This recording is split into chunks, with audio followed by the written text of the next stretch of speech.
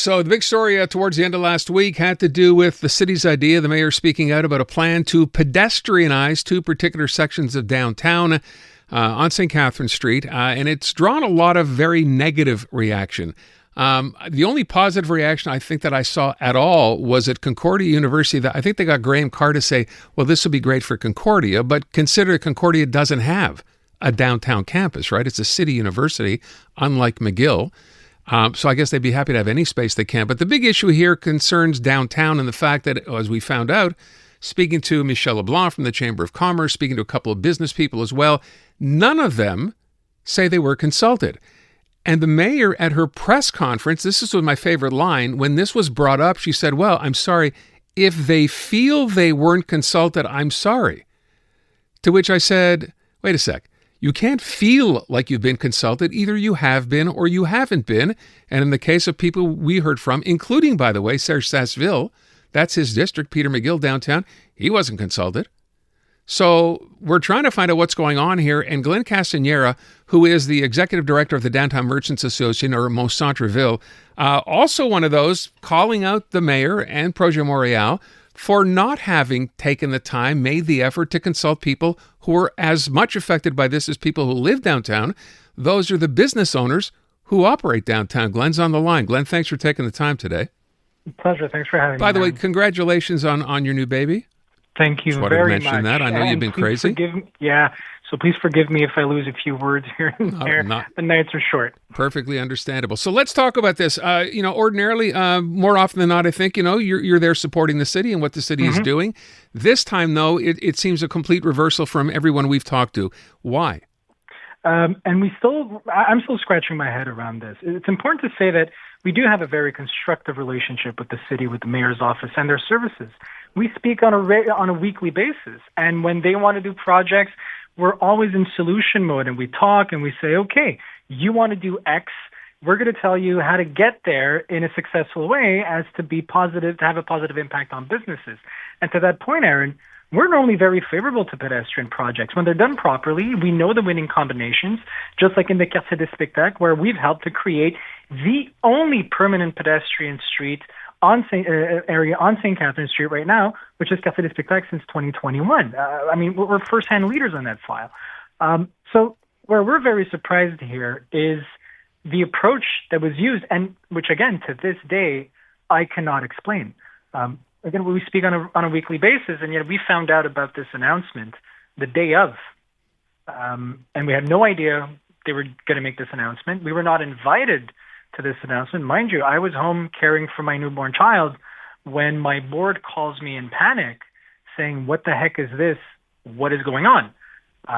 And again, to this day, I just can't explain it. So what do you make of the city saying, oh, no, this has been in the works for 2 years. Lots of people were consulted. It actually seems surprised that people reacted this way.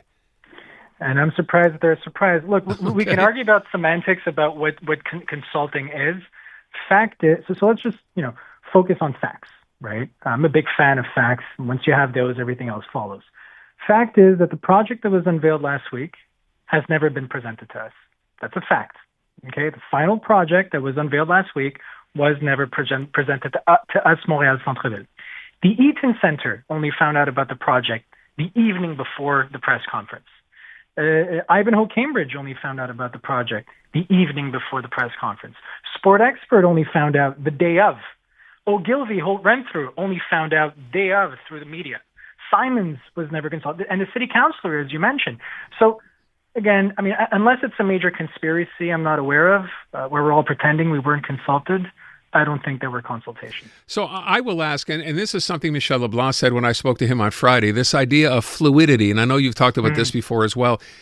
It's bad enough downtown the way it is right now trying to get around by car. We've talked about that. I'm not going to have this discussion over bike paths versus not bike paths, but this administration sort of straight ahead, take no prisoners. We're going to turn this street into it seems to me eventually into a pedestrian mall. That's kind of where we're heading.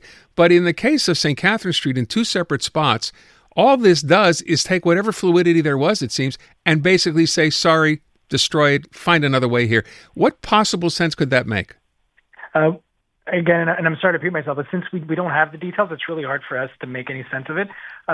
so far, with the information we have, it really seems like the worst of both worlds. We're big fans of if you do something, do it right, follow the best practice, and then go big or go home. Best practice says that if you want to do something permanently, especially on a main street, we're not just talking about, Saint Denis Street. I know we're hearing about the Rev again, or Villeray Street. We're talking about Canada's biggest commercial street, and it's also Montreal's biggest tax generator, with over $25,000 of revenue of taxes per meter on that street. Average in Montreal is $800, just to compare. Average $800, Sainte Catherine Street, $25,000 per meter. Yeah. So we don't know.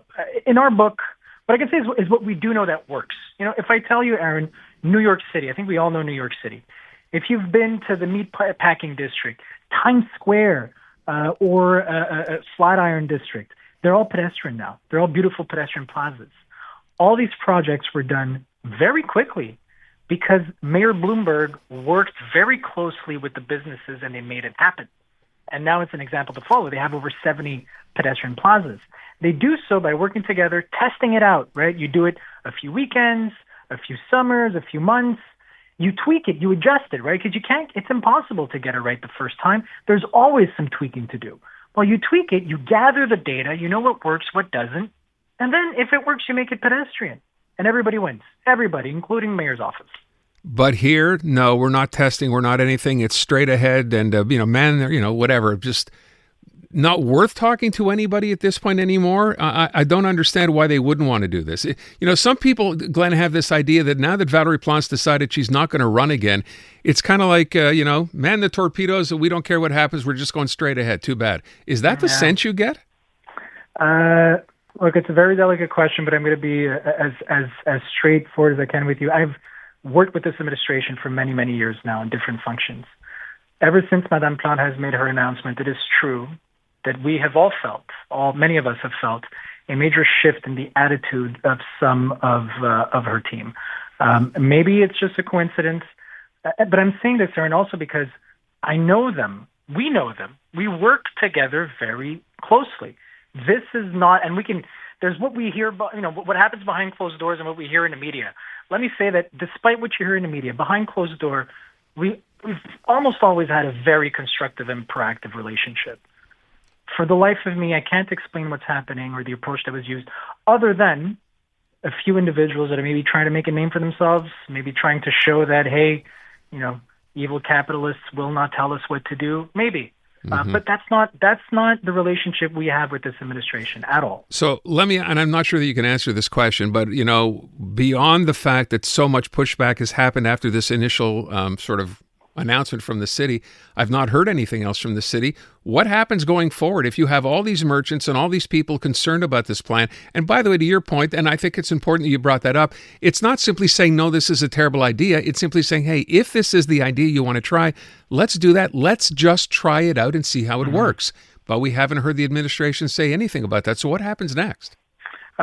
So I do have to sit back with my board. Today's my official day back at the office, which unfortunately was my leave was interrupted last week by this surprise. I will gather with my board. We haven't been officially contacted by anybody at the mayor's office, but I do have some, back channeling happening with a few individuals where we're trying to gather information to understand what happened. Because maybe it is, Aaron, bad information. Maybe somebody gave the wrong information to the mayor. That is possible. And we just need to clarify that and then try to fix things. So the next step is going to be reestablishing the communication with the mayor's office. We have a meeting tomorrow at the mayor's office for another file. Perhaps that will be the entry point to reestablishing this. And then we'll see what our board says. It's important to know, Aaron, I'm the executive director, but I answer to a board and I answer to 5,000 businesses in downtown. Any decision we make moving forward is going to be based on that. I do know that some property owners and businesses are so concerned that they are looking into all available options. That includes, such as in other cases, legal action. That is not something our organization is looking at. It's not our job. It's not something we would do. But it wouldn't stop other individuals and corporations from making sure their rights are heard. And that's where we'll leave it. Glenn, I thank you so much. I do appreciate it. We will be following up. Thanks again. I do appreciate what you said. Cheers. Pleasure. Take care. Glenn Castanheira, who is head of the Downtown Merchants Association, again, trying to understand what the city is doing in this particular case.